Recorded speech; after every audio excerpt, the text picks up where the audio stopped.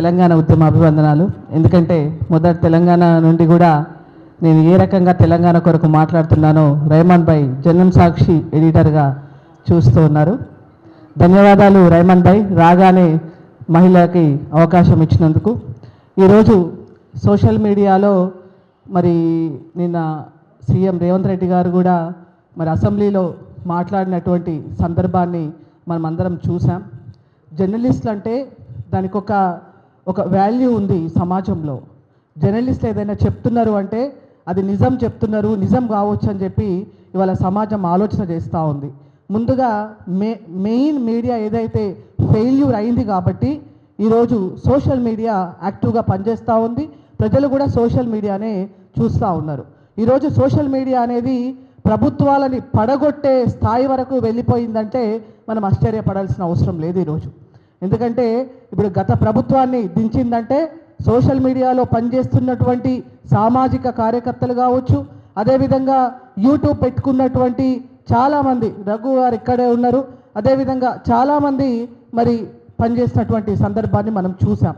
కానీ ఈరోజు అదే సోషల్ మీడియాని అడ్డం పెట్టుకొని ఇంట్లో ఉన్నటువంటి మహిళలని అడ్డవులుగా తిట్టడం మాత్రం దీన్ని ఖచ్చితంగా కూడా ఎవరం సమర్థించే అటువంటి పరిస్థితి లేదు. ఎందుకంటే ఇవాళ మహిళలంటే ఇవాళ మీకు ఏదైనా కోపం ఉంటే, ఏదైనా రాజకీయంగా ఏదైనా విమర్శ చేయాలి అనుకుంటే రాజకీయ విమర్శలు చేయండి, తప్పకుండా దాన్ని ఆహ్వానిస్తాం. తప్పు చేసిన ఎవరినైనా కూడా, రాజకీయంగా తప్పు చేసిన ఎవరినైనా కూడా విమర్శ చేస్తాం. అదేవిధంగా మరి పోయినటువంటి బీఆర్ఎస్ పార్టీ 10 ఏళ్ళు చేసినటువంటి తప్పుల్ని అందరం కూడా సమర్థవంతంగా గట్టిగా అందరం కూడా మనం మాట్లాడినటువంటి సందర్భం మీకు అందరికీ కూడా తెలుసు. కానీ ఈరోజు మరి ఈ ప్రభుత్వంలో ఉన్నటువంటి వ్యక్తుల యొక్క కుటుంబాల మహిళల మీద కావచ్చు, అదేవిధంగా సామాజికంగా మాట్లాడుతున్నటువంటి మాలాంటి మహిళల్ని కూడా ఏదైనా తప్పుగా మాట్లాడితే మా చరిత్ర ఏంటో తెలియకుండా చాలామంది కూడా ఈ సోషల్ మీడియాలో అడ్డగోలుగా మాట్లాడడం అనేది నిజంగా ఇది చాలా దురదృష్టం.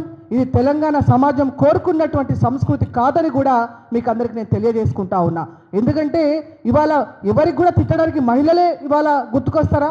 ఇవాళ మహిళలే మీకు ఒక వస్తువుగా దొరుకుతున్నారా? అసలు ఇంకొక ఆశ్చర్యకరమైనటువంటి విషయం చెప్పాలి. ఒక పార్టీ మహిళా నాయకురాలు మొన్న ఏదో ఒక సందర్భంలో ఒక నాయకుడిని తిట్టడానికి మీ ఇంటికి పసుపు గాజులు చీర పంపిస్తా అని చెప్పి ఆ మహిళా నాయకురాలు విమర్శిస్తూ ఉంది. అంటే వీళ్ళు ఎంత రాజకీయ పరిపక్వత లేకుండా మాట్లాడుతున్నారు అనేది నాకు అనిపించినటువంటి అంశం. ఎందుకంటే నువ్వు ఒక నాయకురాలుగా ఉండి నువ్వు ఇప్పుడు ఒకవేళ ఆ నాయకుడిని నువ్వు ఏదైనా మాట్లాడాలి అనుకుంటే రాజకీయ విమర్శ చేయి, అంతేగాని నువ్వు ఒక మహిళవై ఉండి స్వయంగా నీకు పసుపు గాజులు చీర పంపిస్తున్నా అంటే ఇవాళ మహిళలంటే అంత చాతగాంతనంగా ఉన్నారా? ఆ మహిళకి ఆ రాజకీయ చైతన్యం లేకుండా ఆ పదవెట్లా వచ్చింది ఆ పార్టీలో అని నాకు ఒక అనుమానం కూడా కలిగింది. కాబట్టి ఇవాళ మహిళలంటే చాలా శక్తివంతం. ఇవాళ ఇక్కడ కూర్చున్నటువంటి ఈ నాయకులందరికీ కూడా ఇంట్లో మహిళలు లేకుండానే వీళ్ళు బయటకు వచ్చిండ్రా? ఇవాళ ఇంట్లో వాళ్ళ యొక్క సపోర్ట్ లేకుండా, వాళ్ళ యొక్క మద్దతు లేకుండానే వీళ్ళంతా ఉద్యమం చేసిండ్రా, ఉద్యోగాలు చేసిండ్రా అని చెప్పి కూడా నేను ఇవాళ అడగదలుచుకున్నా. కాబట్టి మహిళల జోలికి మహిళలు ఏ మహిళ అయినా కావచ్చు, నాయకుని ఇంట్లో మహిళలు కావచ్చు, అదేవిధంగా ఒక ఉద్యమకారులు కావచ్చు, ఇవాళ మమ్మల్ని కూడా ఏదైనా మాట్లాడితే అడ్డగోలుగా తిడతా ఉన్నారు. అది నిజంగా అది కరెక్ట్ పద్ధతి కాదు. మరి అసెంబ్లీలో కూడా దీని కొరకు ఒక చట్టం చేయాలని చెప్పి అన్నారు. తప్పకుండా దాన్ని ఆహ్వానిస్తూ ఉన్నాం. ఎందుకంటే వాళ్ళ సమాజ అంశాలు కావచ్చు, ఒక సామాజిక బాధ్యతతోటి పనిచేస్తున్నటువంటి సామాజిక ఉద్యమకారులని, అదేవిధంగా మరి ఇంట్లో ఉన్నటువంటి మహిళలను కూడా తిట్టడం ఇది ఎంతవరకు సమంజసం? కాబట్టి దీన్ని ఖచ్చితంగా అందరూ కూడా పార్టీలకు అతీతంగా, సంఘాలకు అతీతంగా అందరూ కూడా ఇవాళ ఖండించాల్సినటువంటి అంశంగా భావించి ఇక్కడికి రావడం జరిగింది. తప్పకుండా ఈ అంశాన్ని తీసుకున్నటువంటి రైమాన్ భాయ్కి తెలంగాణ ఉద్యమ అభివందనాలు తెలుపుతూ, కాబట్టి రాజకీయ పార్టీలలో ఉన్నటువంటి మహిళలు కూడా నేను పార్టీలకు అతీతంగా ఆలోచన చేయమని చెప్తా ఉన్నాను. ఏదైనా అంశం వస్తే మీరు మహిళలను అడ్డం పెట్టి తిట్టడం కాదు. ఇవాళ ఆ రకంగా తిట్టడం వల్ల, ఇవాళ ఆ మహిళ అట్లా మాట్లాడడం వల్ల ఆమె యొక్క గౌరవాన్ని ఆమె కించపరుచుకుంది. ఆమె యొక్క గౌరవాన్ని ఆమె కించపరుచుకున్నటువంటి పరిస్థితిని మనం చూసినాం. కాబట్టి ఇవాళ మనకు తెలంగాణ ఇచ్చింది సోనియా గాంధీ అండి. ఇవాళ మనకు సోనియా గాంధీ లేకపోతే ఈ ఆంధ్ర వాళ్ళు చేసినటువంటి లాబింగ్ కూడా మనకు తెలంగాణ వచ్చేదా? అదే తెలంగాణ ఇచ్చినటువంటి సోనియా గాంధీ గారి జాగలో ఒక మగ మనిషి ఉంటే, ఒక పురుషుడు ఉంటే మనకు తెలంగాణ వచ్చేదా? కాబట్టి సోనియా గాంధీ ఒక మహిళ కాబట్టే మనకు తెలంగాణ వచ్చిందని చెప్పి గట్టిగా మేము నమ్మే అటువంటి తెలంగాణ ఉద్యమకారులం. కాబట్టి ఈ రకంగా ఎవరిని తిట్టినా, ఏ ఛానల్ అయినా, యూట్యూబ్ కావచ్చు, మెయిన్ ఛానల్ కావచ్చు, ఛానల్లో కూర్చుని మాట్లాడేటువంటి వాళ్ళు కూడా కావచ్చు, మీరు పార్లమెంటరీ భాషలో మాట్లాడండి, రాజకీయ విమర్శ చేయండి, తప్పులు చేస్తే తప్పకుండా దాన్ని ఎండగట్టండి. అంతేగాని ఈ బూతు సంస్కృతి ఏంటి, ఇది తిట్ల పురాణం ఏంటి, ఇది దురదృష్టకరం, ఇది కరెక్ట్ సబ్జెక్ట్ కాదు. అదేవిధంగా ఇవాళ చాలామంది యూట్యూబ్ ఛానల్లో కూడా మరి భూములు కబ్జా అవుతున్నాయి, ఇవన్నీ అవుతున్నటువంటి అంశాలు మరి మన రఘు గారు ఆయన మన తొలి వెలుగు నుండి చూపిస్తూ ఉన్నాడు. ఆ అంశాలన్నీ కూడా ఇవాళ ప్రజలు చూస్తూ ఉంటారు. అటువంటి వాటి మీద ప్రభుత్వం చర్యలు తీసుకోకపోతే రాజకీయ విమర్శ చేద్దాం తప్పకుండా.